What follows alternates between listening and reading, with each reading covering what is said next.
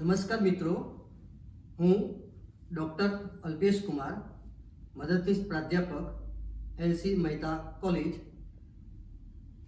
આજની ચર્ચામાં 10મામાં ડબલ ટ્રાયમાં આપની સાથે છે ડૉક્ટર પ્રયત્નકર કાનડિયા સર, પ્રોફેસર ગ્રંથાલય અને માહિતી વિજ્ઞાન વિભાગ, ગુજરાત વિદ્યાપીઠ, અમદાવાદ. નમસ્કાર સર. નમસ્કાર, સૌને નમસ્કાર. આપનું સ્વાગત છે. આજની ચર્ચા 10મામાં ડબલ ટ્રાયમાં મારો પ્રથમ પ્રશ્ન છે, સર આપણી શૈક્ષણિક યાત્રાની વાત કરશો?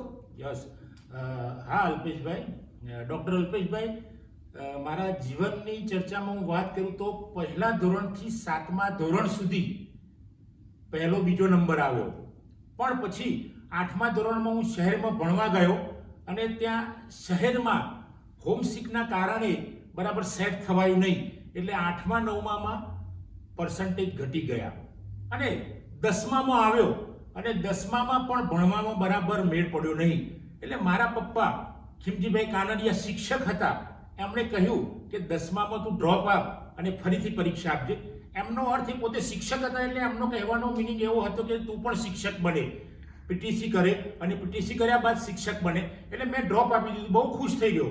પપ્પા એક આદર્શ શિક્ષક, ગુજરાતના બેસ્ટ ઇનોવેટર તરીકેનો ખિતાબ મેળવેલો હતો, એટલે એક આદર્શ શિક્ષક હતા, એમના પ્રત્યે મને ખૂબ સન્માન હતું. એટલે પપ્પાના કહેવાથી મેં 10મામાં ડ્રોપ આપ્યો અને પછી મેં 10મામાં ફરીથી પરીક્ષા આપી પણ એમાં પણ 53% જ આવ્યા, એટલે પીટીસીમાં મેળ પડ્યો નહીં.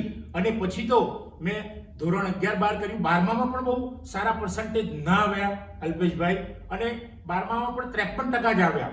પછી એફવાયમાં આવ્યો. એફવાયમાં અમદાવાદમાં ગુજરાત કોલેજમાં પ્રવેશ મેળવ્યો, પણ અમદાવાદમાં પણ બરાબર સેટ થવાય નહીં શરૂઆતમાં. એટલે પ્રથમ વર્ષમાં 2 વિષયમાં એટીકેટી આવી.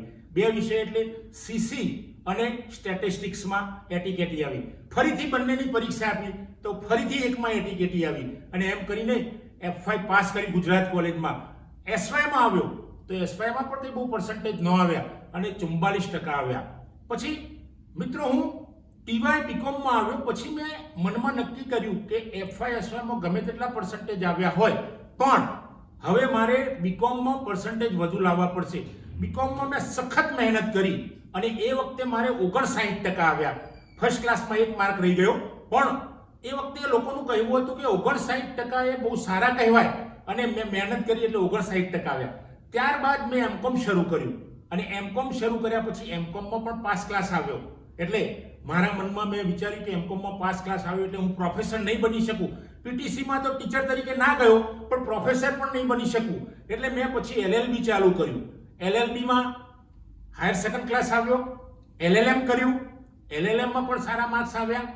પણ એ દરમિયાન મેં વચ્ચે બીએડ પણ કરી લીધું. શિક્ષક બનવું હતું, મારો ધ્યેય હતો શિક્ષક બનવું, નાના શિક્ષક, મોટા શિક્ષક અથવા તો પ્રોફેસર બનવું મિત્રો.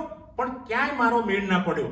પછી અલ્પેશભાઈ, મેં બધી જુદી જુદી જાહેરાતો વાંચતો હતો, એમાં ગ્રંથપાલની જાહેરાતો આવતી હતી અને ગ્રંથપાલની જે સક્ષમતા હતી, એની સમકક્ષતા હતી, એ હતી પ્રોફેસરની કક્ષામાં, આસિસ્ટન્ટ પ્રોફેસરની કક્ષામાં. એટલે મેં BLISC ગુજરાત યુનિવર્સિટીમાં જોઈન કરીને પછી મનથી નક્કી કર્યું કે હવે મારે બરાબર ભણવું છે. અને BLISCમાં હું યુનિવર્સિટી સેકન્ડ આવ્યો અને ત્યારબાદ મેં તરત જ MLISC કર્યું અને MLISCમાં યુનિવર્સિટી ફર્સ્ટ આવ્યો ગોલ્ડ મેડલ સાથે.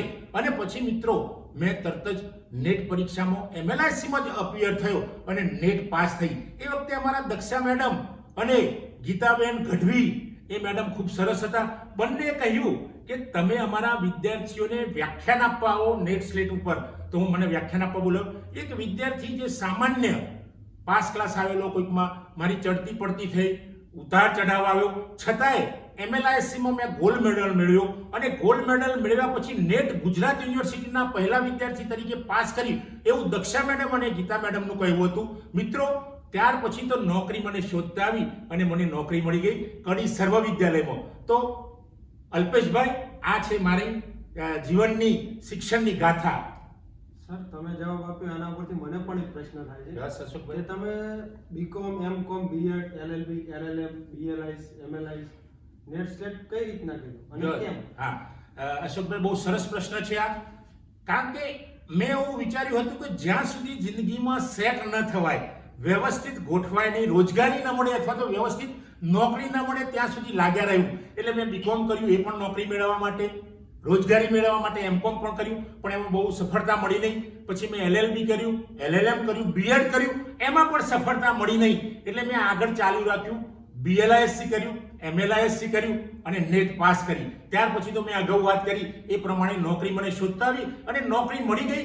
નોકરી મળ્યા પછી પણ હું બેઠો નહીં અને ભણવાનું શરૂ રાખ્યું. મિત્રો, મેં નક્કી કર્યું હતું કે જ્યાં સુધી આપણે ધ્યેય સુધી પહોંચીએ નહીં ત્યાં સુધી ભણતા રહેવું, ત્યાં સુધી કોઈ પણ વિષયમાં મહેનત કરતા રહેવું. અને ત્યારબાદ મને કડી સર્વવિદ્યાલયમાં નોકરી મળી અને પછી તો હું 4 વર્ષ પછી ગુજરાત વિદ્યાપીઠમાં અધ્યાપક તરીકે જોડાઈ ગયો અને અત્યારે હાલ હું પ્રોફેસર છું. એ આપ સૌ જોવો છો અશોકભાઈ, અલ્પેશભાઈ.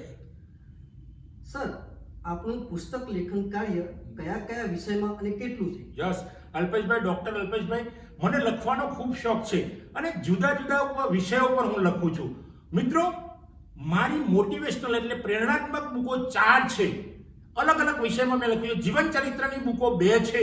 ગ્રંથાલય અને માહિતી વિજ્ઞાન વિષયમાં 19 બુક છે મારી. નવલકથા 11 છે.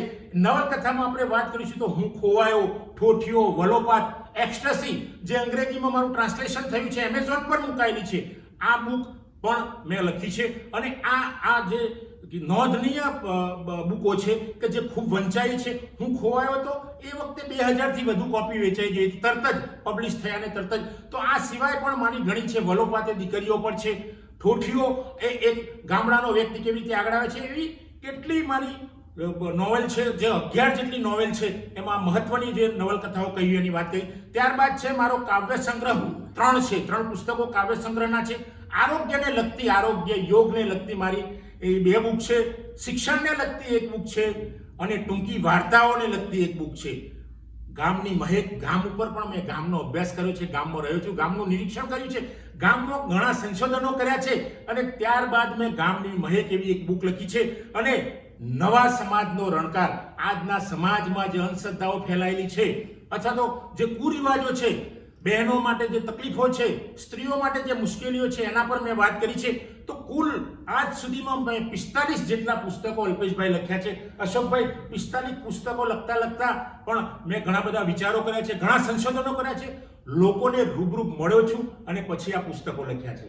સર, તમારી આ વિગત ઉપરથી મને પણ બીજો પ્રશ્ન ઉભો થાય છે કે તમે સારા સંશોધન કરતા છો, સારા લેખક છો, તો તમારું સંશોધન કાર્ય કેટલું? યસ અશોકભાઈ, બહુ સરસ વાત છે. આ પ્રશ્ન પણ સરસ છે. સંશોધન કાર્યમાં મેં ઘણું ખેડાણ કર્યું છે. લગભગ 150 જેટલા આર્ટિકલ્સ અને સંશોધન પેપર મેં લખ્યા છે. એમાં મારા અચલા ફાઉન્ડેશન દ્વારા અચલા સામયિક બહાર પડે છે, એમાં 60 કરતાં પણ વધુ લેખો અને સંશોધન લેખો આવ્યા છે. તો એની અંદર શિક્ષણ, આજનું શિક્ષણ, શિક્ષણની ગુણવત્તા ક્યાં ક્યાં ઘવાય છે, ગ્રંથાલય અને માહિતી વિજ્ઞાનનો પાયો, ગ્રંથાલય શિક્ષણની આવશ્યકતા, સામયિકોનું મહત્વ, એ સિવાય પણ શિક્ષણની સફળ, એ સિવાય આપણે વાત કરીશું તો marketing in library and information science, services, library services in library, આવા ઘણા સંશોધનો મેં કર્યા છે. અને સંશોધનોમાં મેં ક્વેશ્ચનરી તૈયાર કરી છે, ક્વેશ્ચનરી ટેકનિક્સથી પણ કર્યું છે સંશોધન. ક્યાંક ક્યાંક મેં નિરીક્ષણ કર્યું છે, ક્યાંક ક્યાંક હું લોકોને રૂબરૂ મળ્યો છું અને મારા સંશોધન પેપર્સ તૈયાર કર્યા છે. અને સંશોધન પેપર ઇન્ટરનેશનલ, નેશનલ અને સ્ટેટ લેવલ કક્ષાએ પબ્લિશ પણ થયેલા છે. અને અત્યારે હાલ પણ હું એક સંશોધન કરી રહ્યો છું, એ છે યુઝર સર્વે. ઉપભોક્તાઓ લાઇબ્રેરીનો કેવી રીતે ઉપયોગ કરી રહ્યા છે એના પણ અમે અમારા વિદ્યાર્થીઓ, મારા લાઇબ્રેરી સાયન્સના MLISC પાર્ટ 2 અને 4 ના વિદ્યાર્થીઓને લઈને અમે યુઝર સર્વે કરી રહ્યા છે. એ લગભગ સર્વે અમારો પૂરો થઈ ગયો છે. તો આ છે અશોકભાઈ મારું સંશોધન કાર્ય. સર, મને પણ એક પ્રશ્ન થાય છે કે આપણા વિવિધ સંસ્થાઓ અને શૈક્ષણિક સંસ્થાઓમાં આપના અંદાજે કેટલા વ્યાખ્યાનો હશે અને કયા કયા વિષયો પર? અલ્પેશભાઈ, મારા વ્યાખ્યાનો લગભગ 100 કરતાં પણ વધુ છે અને અલગ અલગ વિષયો પર મેં વ્યાખ્યાનો આપ્યા છે. સમજો કે મેં મોટિવેશનલ વ્યાખ્યાનો વધારે આપ્યા છે. સફળતાની સફળ, આજનો યુવાન, વિકસિત ભારતમાં ગ્રંથાલયોની ભૂમિકા, એ સિવાય ગ્રંથાલયની સેવાઓ, ગ્રંથાલયનું મહત્વ, સમાજમાં ગ્રંથાલયનું મહત્વ, શિક્ષણમાં સમાજનું મહત્વ, શિક્ષણમાં ગ્રંથાલયનું મહત્વ, એ સિવાય મેં અસંખ્ય વિષયો પર યુવાનોને પ્રેરણા મળે એવા વ્યાખ્યાનો શૈક્ષણિક સંસ્થાઓ એટલે કે યુનિવર્સિટી, કોલેજીસ અને ખાનગી સંસ્થાઓમાં મેં વ્યાખ્યાનો આપ્યા છે અને આ વ્યાખ્યાનો આપ્યા પછી મને એનો ફીડબેક પણ સારો મળ્યો છે અને યુવાનોના ફોન મારા પર આવે છે, યુવાનોનો ફીડબેક મળે છે. આ વ્યાખ્યાનો પરથી ક્યારેક હું ફરીથી દરેક ઉપભોક્તાઓ પર મેં બાબા સાહેબ આંબેડકર ઓપન યુનિવર્સિટીમાં વ્યાખ્યાન આપ્યું. એ વ્યાખ્યાન મેં ફરીથી મારા ઘરે તૈયાર કરીને યુટ્યુબ પર મૂક્યું તો યુટ્યુબ ઉપર વિદ્યાર્થીઓનો સારો એવો ફીડબેક મળ્યો, યુવાનોનો સારો એવો ફીડબેક મળ્યો. તો યુટ્યુબ દ્વારા પણ હું મારા જે વિચારો છે એનો પ્રચાર પ્રસાર કરું છું અને વ્યાખ્યાનો તો સ્કૂલમાં પણ મને કોઈ બોલાવે, કોઈ યુનિવર્સિટીમાં બોલાવે તો હું વ્યાખ્યાન આપવા જાઉં છું અને ત્યાં યુવાનો કેવી રીતે આગળ આવે, સમાજની આજની નવી પેઢી, આજની દીકરીઓ, આજના દીકરાઓ કેવી રીતે આગળ આવે એના પર મોટા ભાગે હું મોટિવેશનલ વ્યાખ્યાનો આપું છું. અલ્પેશભાઈ, સર તમે આ લેક્ચર્સની વાત કરી તો સર હાલ આપ લેખન કાર્યમાં શું કરી રહ્યા? હાલ અશોકભાઈ હું 3 પુસ્તક લખી રહ્યો છું. એમાં 3 પુસ્તકોમાં છે એક નોવેલ છે, દીકરી પર એક નોવેલ છે, કાનો દોડ્યો, એવી એક નોવેલ હું લખી રહ્યો છું. એ સિવાય મારો એક કાવ્ય સંગ્રહ છે એ પણ મારે સાથે સાથે ચાલુ છે. કાવ્ય સંગ્રહમાં એવું છે કે જિંદગી જીવી લો, એ કાવ્ય સંગ્રહ પર યુવાનોને કેવી રીતે મોટિવેટ કરવા એ સંદર્ભમાં આ કાવ્ય સંગ્રહ છે. અને મારી જે નોવેલ મેં તમને વાત કરી અત્યારે હાલ મારી લખવાની શરૂઆત થઈ રહી છે, શરૂઆત નહીં પણ એનું લખાણ ચાલુ જ છે. એ નોવેલ કાનો દોડ્યો એ પણ આજની દીકરીઓ અને દીકરાઓને મોટિવેશન આપે એવી નોવેલ છે મારી. એ સિવાય હું મારા વિષયમાં મારા 2 વિદ્યાર્થીઓ સાથે મળીને અમે નેટ સ્લેટની બુક તૈયાર કરી રહ્યા છે. એમાં મારો એક વિદ્યાર્થી છે સુનીત પરમાર અને દિવ્યકાંત સુતરિયા. આ બંને વિદ્યાર્થીઓ અમે સાથે મળીને અમે એક નેટ સ્લેટ ઉપર નેશનલ કક્ષાએ વિદ્યાર્થીઓને આ પુસ્તક કેવી રીતે ઉપયોગ આવે એ પુસ્તક પણ હું અત્યારે તૈયાર કરી રહ્યો છું. તો આ છે અલ્પેશભાઈ મારા પ્રશ્ન, તમારા પ્રશ્નનો અશોકભાઈ જવાબ. સર તમે ખૂબ જ સરસ માહિતી આપી. સરે ડબલ ટ્રાય 10માની અંદર છે પણ તોય તેમના જીવનમાં અનેક સંઘર્ષો આવ્યા અને એની અંદર કારકિર્દી મેળવી. તમને સર ખૂબ ખૂબ આભાર. અશોકભાઈએ આભાર વ્યક્ત કર્યો, એ સાથે હું પણ ડોક્ટર અલ્પેશભાઈ અને અશોકભાઈ બંનેનો આભાર માનું છું. પણ હું મિત્રો આપને છેલ્લે કહેવા માંગુ છું કે 10મામાં ભલે 2 ટ્રાયલ હોય, 10મામાં ભલે 3 ટ્રાયલ હોય. મેં કલેક્ટર વિશે વાંચ્યું હતું, એક આઈએએસ 10મામાં 2-3 ટ્રાયલ થાય છે પછી આઈએએસ બની જાય છે. આપણે 12th ફિલ્મ જોઈ, 12th ફેલ ફિલ્મ જોઈએ છે, એમાં પણ જે પેલો મુખ્ય પાત્ર હોય છે એ 12મું ફેલ થાય છે પણ એ આઈપીએસ બની જાય છે. તો મિત્રો જીવનમાં 1-2 વાર પડી જઈએ, 1-2 વાર 3 વાર અસફળતા મળે તો એનો મતલબ એવો નથી કે જિંદગીમાં હંમેશા સફળતા નહીં મળે. જિંદગીમાં આપણે અસફળ થઈશું, પડીશું તો ઊભા થઈશું અને ઊભા થઈશું તો દોડીશું. જો પડીશું નહીં તો આપણને ઊભા થવાની ખબર પડશે નહીં અને ઊભા થવાની ખબર નહીં પડે તો આપણને દોડવાની ખબર નહીં પડે. એટલે જીવનમાં પડવું, ઊભા થવું અને દોડવું એક જીવનની આખી પદ્ધતિ છે અને એમાંથી આપણે સૌએ પસાર થવું પડે છે. એટલે મિત્રો આપ સૌને, આપ સૌ યુવાનોને, આપ સૌ સમાજના નવા યુવાનોને, યુવતીઓને હું કહું છું કે આપ ભલે અસફળ થાવ, અસફળતાથી ગભરાવાની જરૂર નથી, કારણ કે જે વ્યક્તિ અસફળ થાય છે એ જ જિંદગીમાં ખૂબ આગળ આવે છે. Thank you doctor Alpeshbhai, Ashokbhai, thank you very much.